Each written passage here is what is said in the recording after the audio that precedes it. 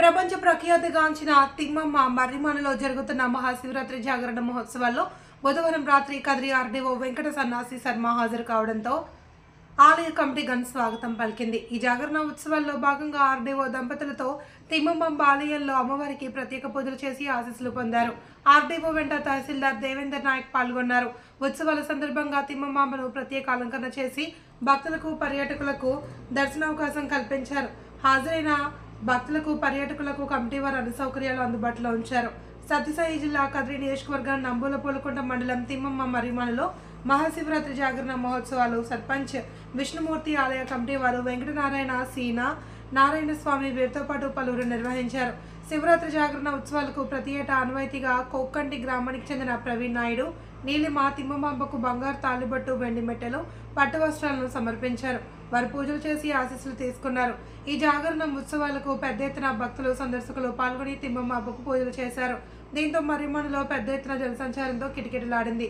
తిమ్మమ్మ బుర్ర కథతో జనం జాగరణ చేశారు. ఎలాంటి అవాంఛనీయ సంఘటనలు చోటు చేసుకోకుండా కదిరి రూరల్ సిఐ నాగేంద్ర, ఎస్ఐలు వలి, భాషా, నరసింహుడు, పోలీస్ బందోబస్తు పర్యవేక్షించారు.